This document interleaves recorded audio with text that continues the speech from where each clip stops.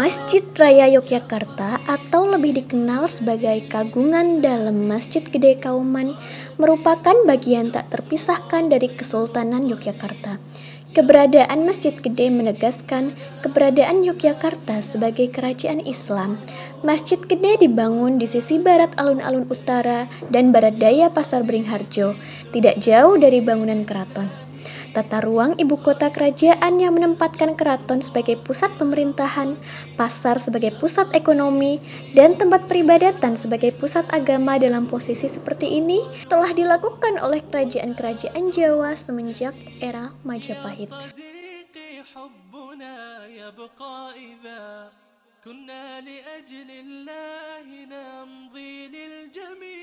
نسعى بنصح أو دعاء كلما زلت خطانا أو ضللنا ذا السبيل يا صديقي. Masjid Gede didirikan pada hari Ahad Wage 29 Mei 1773 Masehi atau 6 Rabiul Akhir 1187 Hijriah atau Alif 1699 Jawa. Pendirian tersebut ditandai dengan candra sengkala yang berbunyi Gapura Treswinayang Jalma. Sengkelan tersebut tertulis pada prasasti di serambi masjid. Masjid Gede didirikan atas prakarsa Sri Sultan Hamengkubuwono I dan Kiai Fakih Ibrahim Diponingrat selaku penghulu keraton. Adapun rancangan bangunannya dikerjakan oleh Kiai Wiryokusumo. Gaya arsitektur Masjid Gede mewarisi gaya Masjid Demak. Karakteristik dari masjid ini adalah keberadaan 4 pilar utama atau dikenal dengan saku guru dengan atap berbentuk tajung lambang teplok.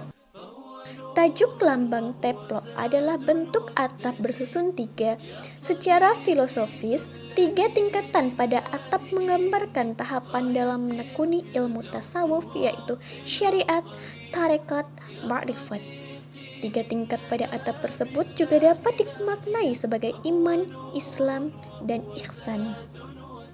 Terdapat 48 pilar di dalam bangunan masjid ini. Sementara atapnya terdiri dari 16 sisi dengan 3 tingkat. Bagian-bagian masjid terdiri dari mi'rab atau tempat pengimaman, liwan yaitu ruang luas untuk jamaah, serambi yang merupakan bagian luar bangunan, dan tempat wudhu. Di dalam Masjid Gede terdapat ruangan khusus bagi raja ketika hadir di masjid. Berada di baris atau syaf terdepan dikenal dengan nama maksura.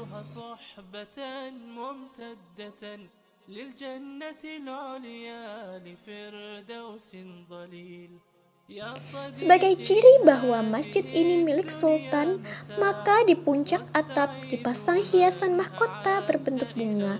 Hiasan pada puncak atap semacam ini disebut dengan mustaka. Mustaka pada puncak-puncak masjid milik sultan merupakan sterilisasi dari bentuk gada, daun keluih, dan bunga gambir. Gada melambangkan keesaan Allah. Daun keluih mengarah pada kata linwih atau lebih, yaitu manusia akan memiliki kelebihan jika telah melewati 3 tahapan ilmu tasawuf. Sedang bunga gambir melambangkan arum angambar atau keharuman yang menebar. Ya sadiqi dullani lillahi inni ghayatil firdaus wa dhillud dhalil. يا صديقي إننا بالله نحيا فهو نور وهو زاد والدليل هذه وصايا لو تمسكنا بها. Bangunan Masjid Gede diperluas karena jamaah yang bertambah banyak. Hanya 2 tahun sejak didirikan.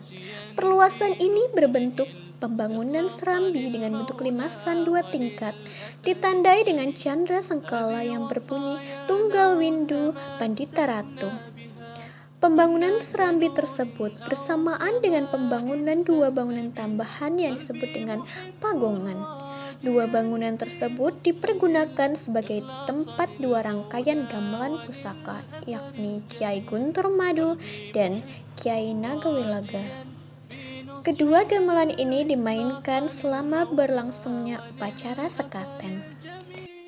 Ya sadiqi dullani lillahi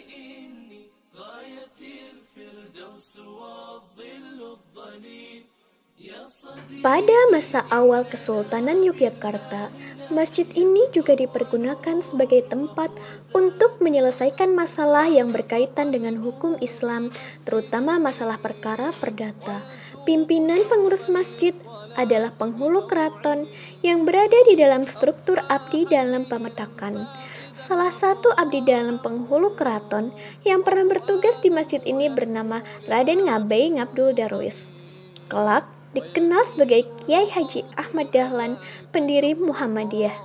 Sebagai khotib amin, ia memiliki 3 tugas utama: memberikan khotbah Jumat bergantian dengan 8 khotib yang lain, piket di serambi masjid, dan menjadi anggota Raat Agama Islam Hukum Keraton. Prosesi penyelesaian masalah hukum dilaksanakan di serambi masjid yang juga disebut dengan Al-Mahkamah Al-Kabirah.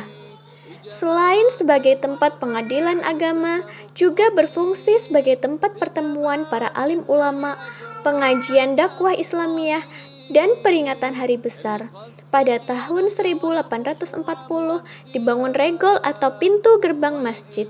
Regol masjid berbentuk semar tinandu ini diberi nama gapuro. Gapuro berasal dari kata ghafuro yang berarti ampunan dari dosa. Sedangkan bentuk semar tinandu melambangkan sosok teladan yang mengasuh para ksatria dan raja, sehingga layak mendapat penghargaan setinggi-tingginya.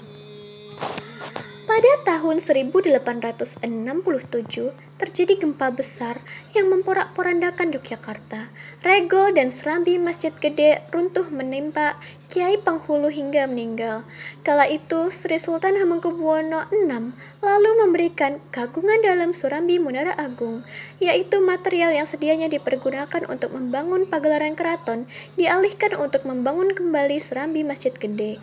Pembangunan kembali ini sekaligus memperluas serambi menjadi 2 kali luas semula, sedang regol dibangun kembali 2 tahun kemudian, ditandai candra sengkala yang berbunyi Murti Truskiri Narpati.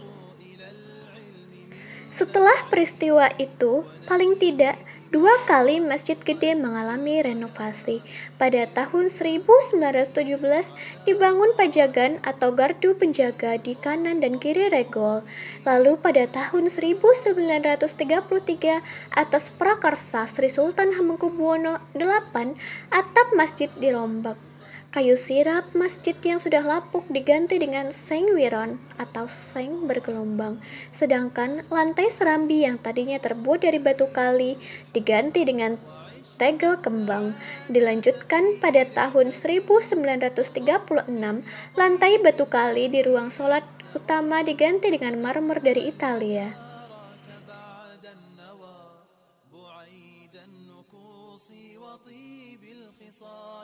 أتاهت خطاك بتلك الربا وطال مسارك بين التلال فقل للغوات ألا أقصر. Sebagai bagian tak terpisahkan dari Keraton Yogyakarta, Masjid Gede pun turut dalam dinamika bangsa Indonesia.